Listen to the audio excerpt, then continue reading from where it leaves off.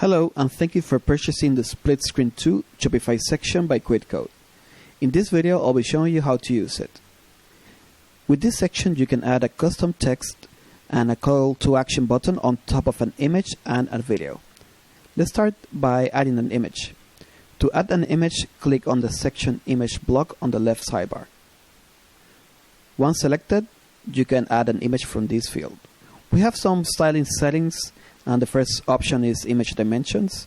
Right now the default is square, but you can select landscape, portrait, or keep it as original. For this example, I'm going to use square. The next field is image border radius.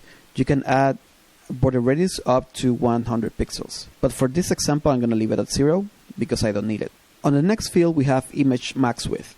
With this range, we control the width of the image, and right now it's 50%.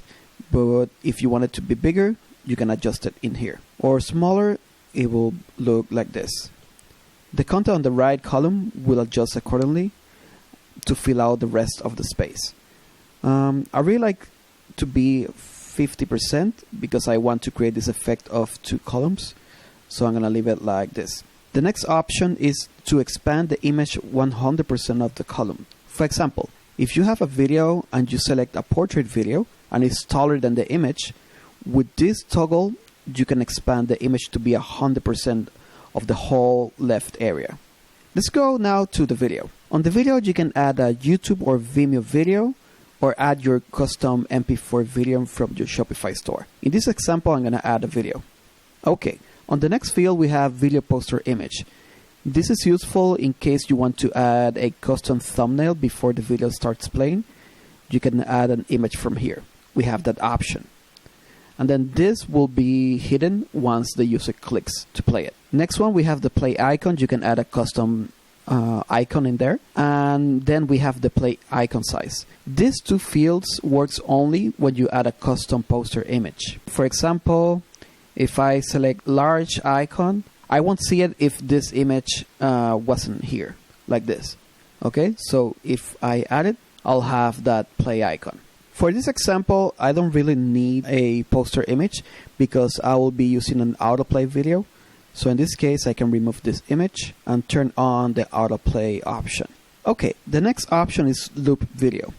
This is a good option in case that you want to repeat the video. For example, right now, after it finished the video, it stays like this. But if I enable this, it will repeat automatically. The next one is show controls on video. Right now that's enabled, so if the user hovers, we'll see these controls. But if you want to hide it, you can disable it from here. Then we have the video dimensions, which is pretty similar to the image. We have square, original, landscape, or portrait.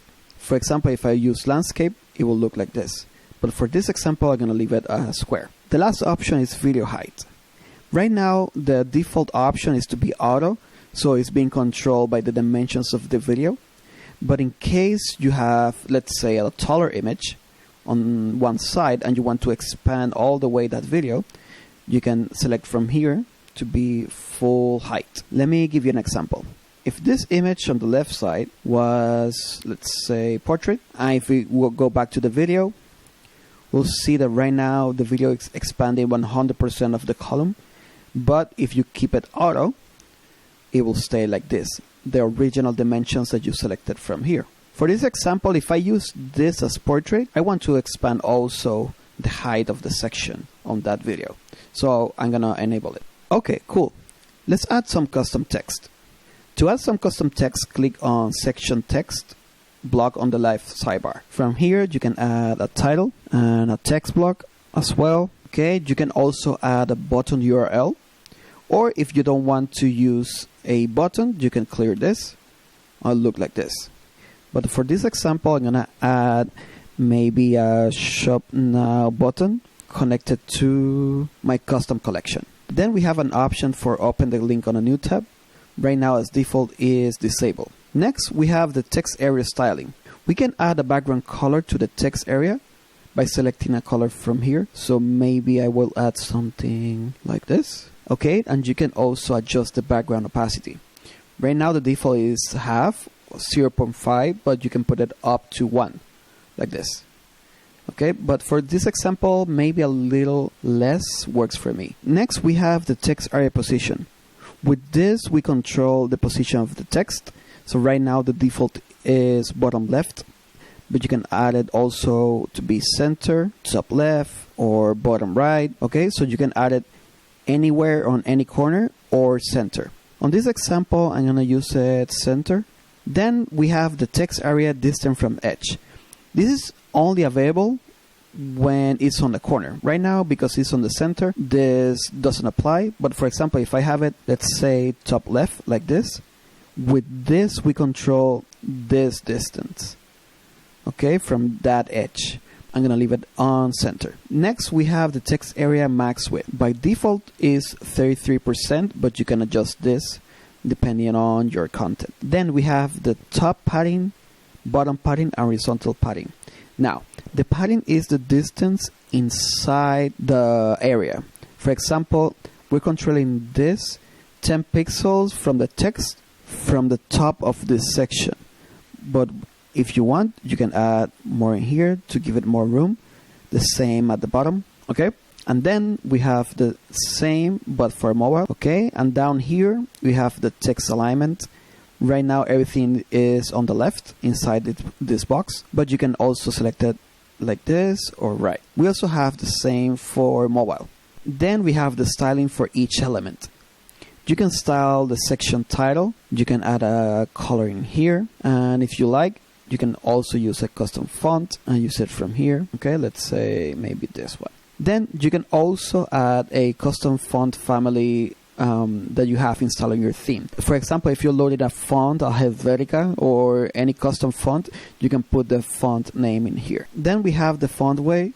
Right now it's default, but you can select any font weight from this field. Then we have the top margin, bottom margin.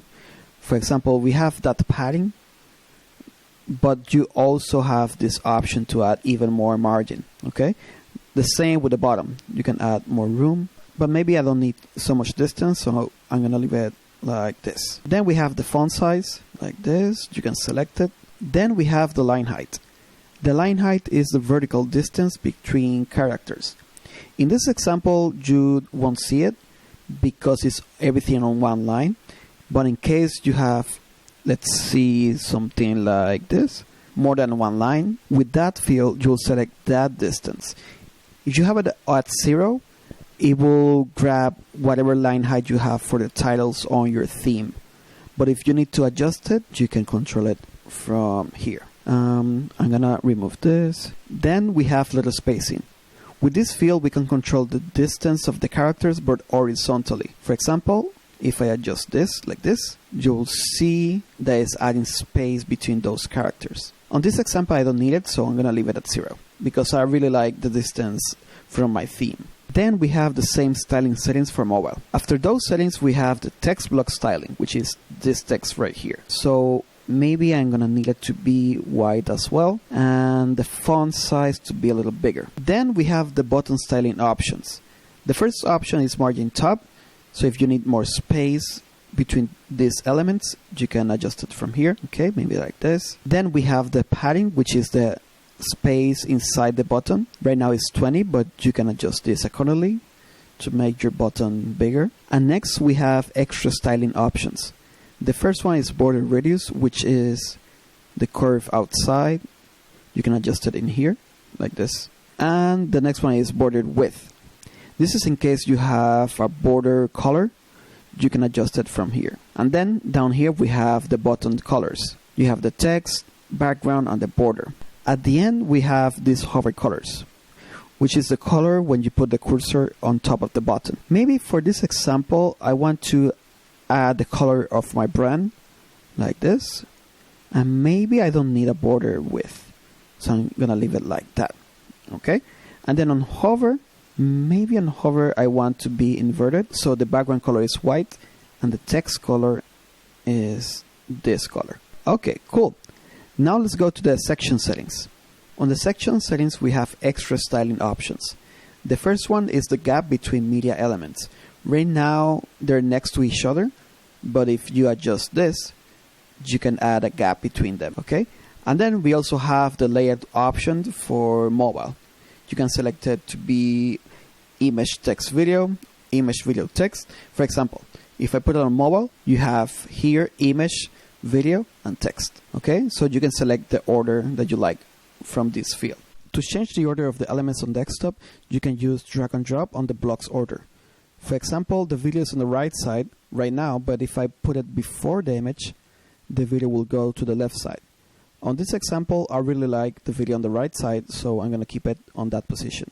Then we have the section styling. From here, you can adjust the width, the padding, the margins, and the background color of the section. Let's say I want this color. I can adjust it from here. And then right now, the section by default is full width, but you can also have it as regular width. The difference between these two is that on regular, the max width of the whole section will be this value from this field. But if I select it to be full width, then the section expands all the way. Okay, but the content inside the section will stay between these dimensions. But we also added this option to expand all the way to the edges and ignore this field. This is in case you want to create this effect to be completely full width. You can enable it from that option. If you keep it disabled, then it's going to stay between this grid. Then we have the border radius for the section. You can adjust it from here, the top margin and the bottom margin. And then we have the padding. The padding is the inside distance. I really like the look of it, so I'm going to save it and leave it like this. That's it. Thank you again. If you have any questions or run into any issues, please don't hesitate to contact us via our support page. Thank you and take care.